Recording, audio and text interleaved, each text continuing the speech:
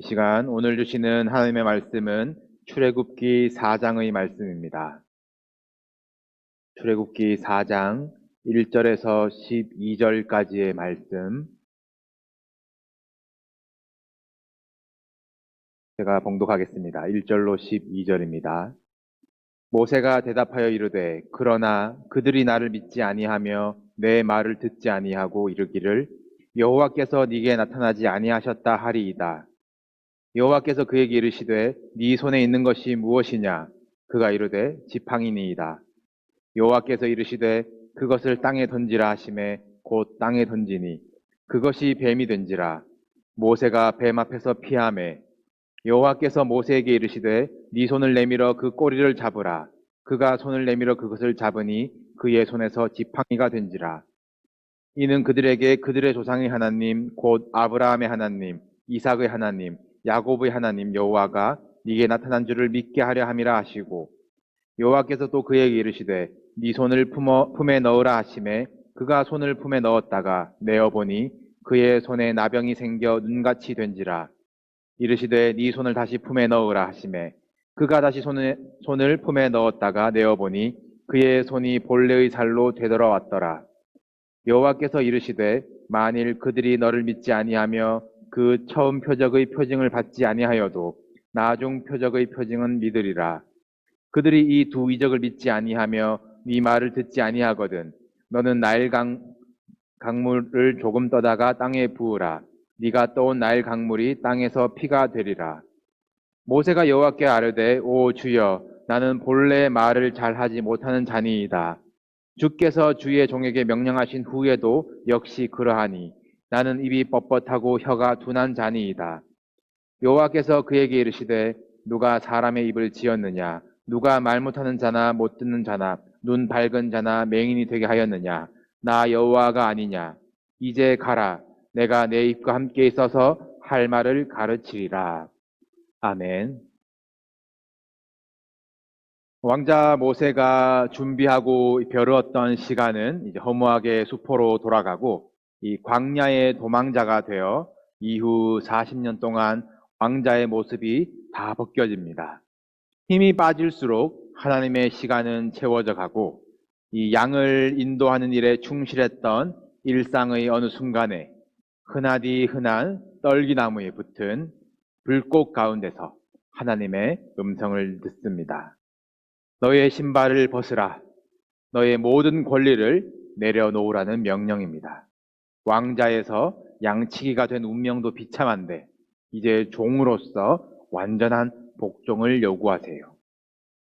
모세가 어릴 적부터 꿈꾸었던 형제 동족들을 구원하는 일, 목표는 하나님과 같을 수 있었겠지만 방법이 하나님의 방법이 아니었습니다. 내가 왕자가 되고 내가 힘을 키우고 내가 나가서 돌아보고 내가 판단하는 때와 방법이 아니라 하나님이 정하신 때에 하나님의 방법으로 하나님께서 내가 내려가서 건져내고 인도하여 데려가리라. 그 일에 모세를 종으로 부르십니다. 이 소명의 장면을 지난주에 함께 보셨지요. 우리는 하나님의 종이라고 하면 참 영광된 호칭으로 알고 있습니다. 종이라 그래놓고 종이 주인처럼 행세해서 문제이지 앞에 하나님이라는 소속이 붙으면 이 종은 더 이상 우리에게 비하하는 말이 아니에요.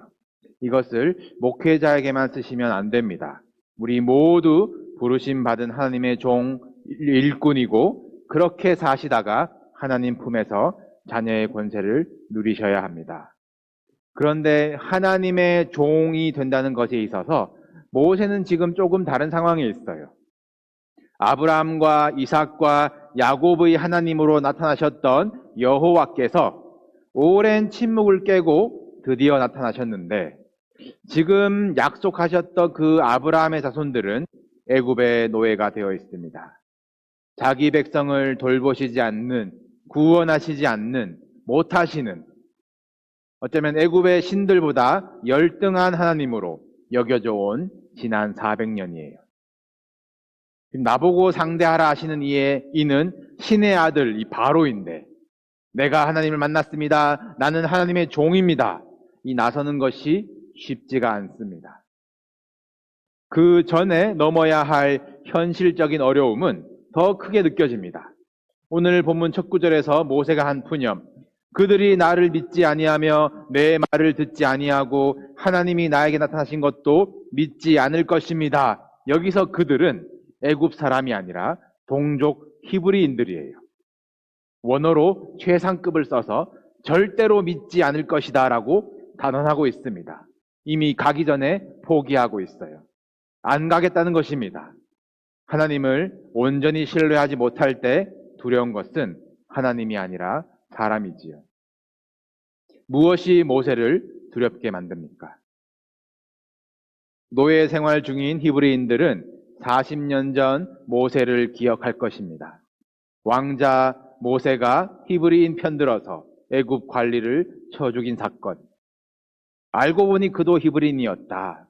엄청난 핫 이슈이고 정치적으로 이용하기 굉장히 좋은 소재입니다.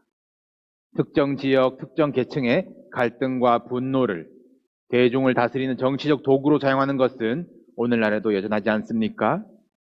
모세가 얼마나 선한 동기로 40년을 왕궁에서 준비했는지는 아무도 알 리가 없고 이야기는 아마 부풀려지고 선동되어서 모세는 애굽에서는 키워준 은혜를 모르는 인간으로 봐라, 히브리는 다 이렇다라는 것으로 교육되어지고 동족들에게는 40년간 히브리인 아닌 척 왕궁에 살다가 민족의 배신자로 기억에 남아있을 것입니다.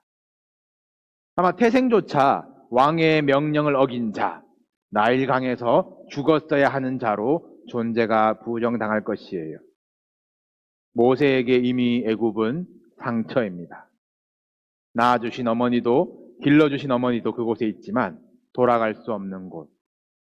하나님이 갈대 상자에서 살려주셔서 왕자가 되게 하셨지만 내 계획, 내 실수 때문에 다 망쳐버리고 실패한 곳. 애굽인도 히브리인도 아무도 나를 믿어주지 않을 곳이 바로 애굽입니다. 그곳에 다시 가라는 하나님의 명령이 너무나 무겁습니다.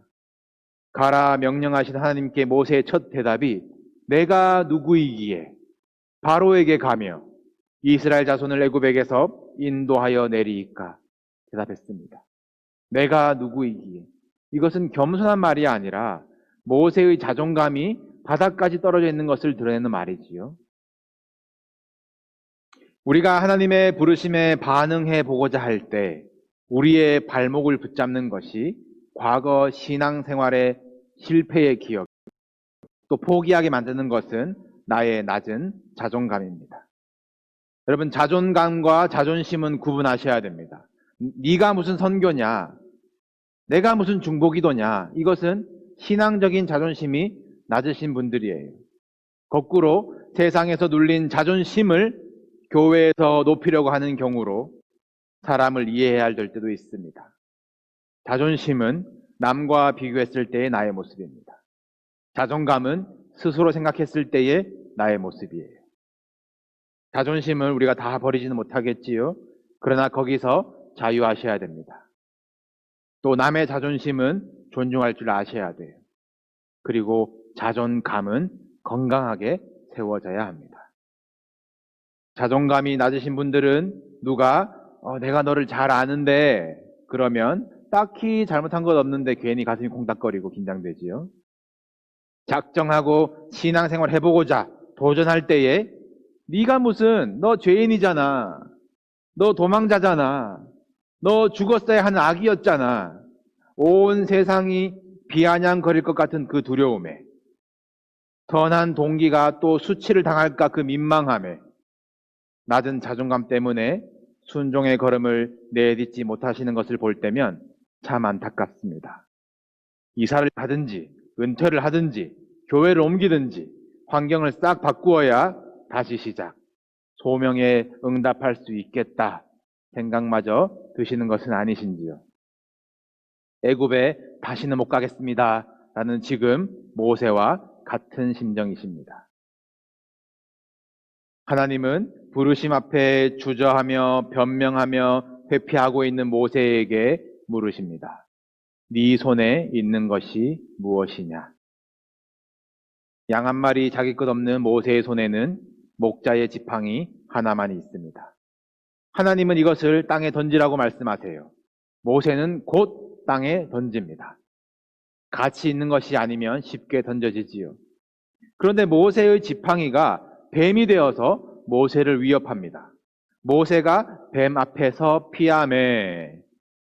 40년 전 모세가 애굽 관리를 쳐 죽이고 도망가던 때의 표현이 있는데, 표현이 모세가 바로의 낯을 피하여 같은 표현입니다. 여러분, 파라오의 그림을 보신 적 있으신가요? 투탕카멘, 황금 마스크, 이런 거 보시면 아실 텐데, 자세히 보시면 그 바로 이마에 무엇이 있나요? 이렇게 탁 있는 뱀, 혹시 보신 적 있으신가요? 네, 바로의 낯을 피한다는 것은 여러분 뱀을 피하는 것입니다. 40년 전 바로의 낯, 그의 얼굴을 피하여 도망하던 그 실패의 기억이 오늘 자신이 쥐고 있던 지팡이, 뱀이 되어버린 것에서 오버랩이 됩니다. 하나님이 다시 그 모세에게 명령하세요. 네 손을 내밀어 그 꼬리를 잡으라. 상식적으로 뱀은 머리를 제압해야 하지요. 꼬리를 잡으면 당합니다. 하나님이 그런데 꼬리를 잡으라고 말씀하시는 것은 이 뱀으로 보이는 것이 너를 해하지 못한다는 말씀이세요. 꼬리를 잡자 다시 지팡이가 됩니다. 가장 끝에서 하나님은 이 지팡이를 손에 잡고 이것으로 이적을 행할지니라 애굽으로 보내시는 거예요. 마른 나무 작대기, 가치 있는 것은 아니지만 광야 시절 고생을 함께한 모세의 손때 묻은 이 지팡이가 하나님 손에 잡힐 때에 능력의 지팡이가 되는 것입니다. 일상 중에 맨날 보던 떨기나무에 호련히 불이 붙었듯이 하나님은 여러분의 일상의 지팡이를 붙드셔서 능력의 통로로 사용하십니다. 그것을 들고 다니던 그대로 애굽으로 가라 말씀하시는 것이고, 여러분들 삶 그대로를 부르시는 것이에요. 사용하시는 것이에요. 어쩌다 왕자의 그 금 지휘봉에서 나무 지팡이 잡는 삶이 되었는지 그 실패의 기억이 뱀이 되어 여러분을 공격해도 속지 마시길 바랍니다. 여러분을 해하지 못하는 가짜 뱀의 거짓 속삭임일 뿐입니다. 등 떠밀려 잡은 이 지팡이라도, 열등감의 상징이라도 누가 잡느냐에 따라 능력의 도구가 되는 것이에요. 하나님이 여러분을 부르시고 사명을 주실 때에는 뭔가 하늘에서 새 검이 쫙 내려와서 잡아라 말씀하실 것 같습니까? 하나님이 지팡이 가지고 가라 말씀하시지 않았다면 아마 모세는 지팡이 놓고 갔을 거예요. 목자의 상징입니다. 목축업을 부정하게 여기는 애굽인들 앞에 부끄러워서 들고 가지 않았을 거예요. 세상도 똑같은 질문을 하기 때문입니다. 네 손에 무엇이 있느냐? 손에 가진 것으로 여러분의 가치가, 여러분의 자존감이 평가되는 것이 세상의 기준입니다. 그러나 하나님은 네 손에 무엇이 있느냐? 그 다음에 던져라 할 때 던지고 잡아라 할 때 잡는 것을 순종하는 것에서 우리를 평가하시는 것이에요. 우리의 가치를 결정하는 것은 손에 있는 것, 우리의 직업이나 직분이나 공로나 가진 것이 아닙니다. 사람들이 평가하는 가치의 기준에 속지 마세요. 거기에 목숨 거실 필요 없습니다. 그것은 여러분들을 해하지 못해요. 우리의 가치는 하나님과의 관계에서 평가된다는 것을 기억하시기 바랍니다. 지팡이의 가치가 아니라 지팡이를 붙든 자가 누구인지가 중요한 것이에요. 무슨 절대 반지를 차지하는 자가 힘을 차지한다 그런 영화처럼 이 지팡이를 가졌다고 홍해가 갈라지는 것이 아니에요. 손에 든 것이 무엇이든 말씀대로 순종할 수 있는가, 던지라면 던지고 잡으라면 잡고 들고 가라면 들고 가는 자인가 하나님께서 평가하시는 것입니다. 순종하는 자를 하나님은 여러분의 일상의 지팡이, 부끄러운 과거까지 그대로 붙드시고 하나님의 지팡이로 바꾸어 주시는 것입니다. 여러분을 두렵게 만드는 뱀은 무엇입니까? 무슨 기억과 무슨 과거가 여러분의 자존감을 무너뜨리십니까? 이 뱀을 어떻게 제압할까? 할 필요 없는 싸움에 애쓰고 걱정하지 마세요. 예수 그리스도께서 이미 그 뱀의 머리를 밟으셨습니다. 우리는 꼬리만 잡아도 별것 아니었구나. 이것이 지팡이가 되었구나. 알게 되실 것입니다. 그 지팡이 그대로 들어쓰실 하나님을 기대하며 부르심에 반응하는 저와 여러분 되기를 주님의 이름으로 축복합니다. 손에 있던 지팡이가 뱀이 되는 것에 이어서 이번에는 모세의 손 자체, 여기에 나병이 생겼다가 회복되는 표적을 연이어 보여주십니다. 내가 너와 함께 한다는 것을 믿을 수 있도록 모세의 믿음을 성장시키기 위해서, 모세를 하나님의 사람으로 만들기 위해서 보여주시는 것이 이 표적들이에요. 나병을 표적으로 사용하십니다.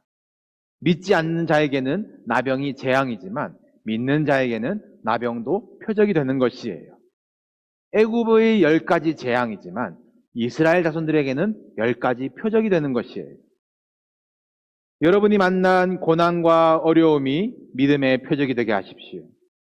오늘 이어지는 표적들 가운데 모세의 공통점이 무엇입니까? 하나님 말씀하시는 대로 손을 넣으라면 넣고 빼라면 빼는 그 순종이 표적이 되게 하는 것입니다. 오늘 본문의 장면, 하나님과 모세의 대화가 얼마나 인간적입니까? 하나님 저 못해요, 못하겠어요, 무섭습니다, 두렵습니다, 자신 없습니다, 실력 없습니다, 저는 말도 못합니다. 솔직한 마음을 쏟아 놓으면서도 이미 반사적으로 순종하고 있는 모세입니다.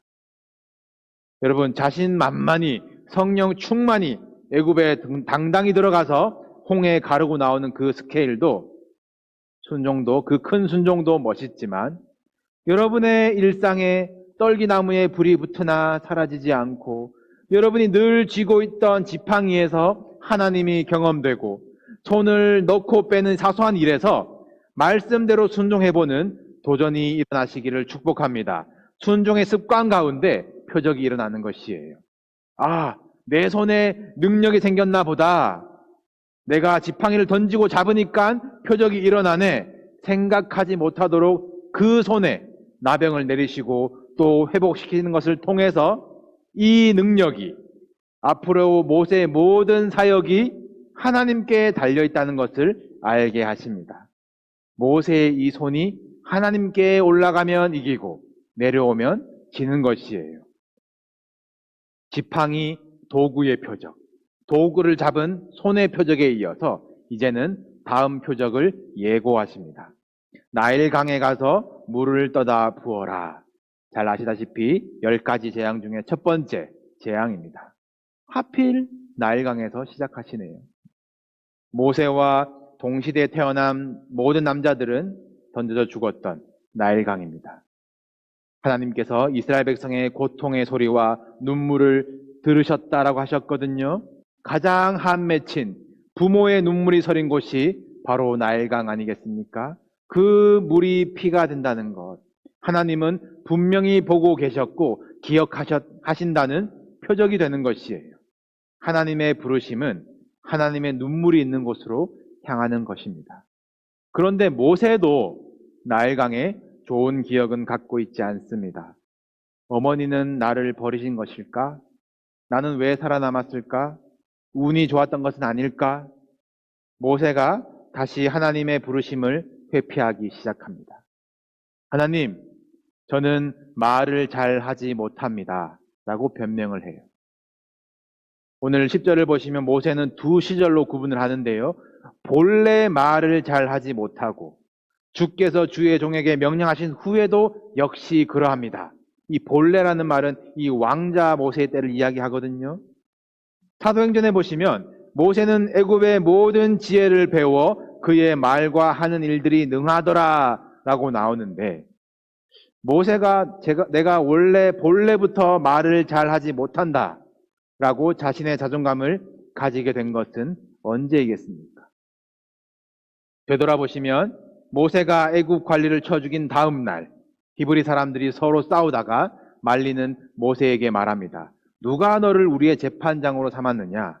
네가 애굽 사람을 죽인 것처럼 나도 죽이려느냐? 그 순간 모세는 한마디도 대답하지 못합니다. 그의 말과 하는 일들이 능했는데 내가 애굽 관리를 때려 죽이면 이 일이 동족들에게 쌓인 표적이 되지 않을까 계획했는데 모세는 할 말을 잃었어요. 그 길로 미디안 광야로 도망갑니다. 40년간 양들과 대화하면서 후회하면서 자존감은 낮아져만 가겠지요.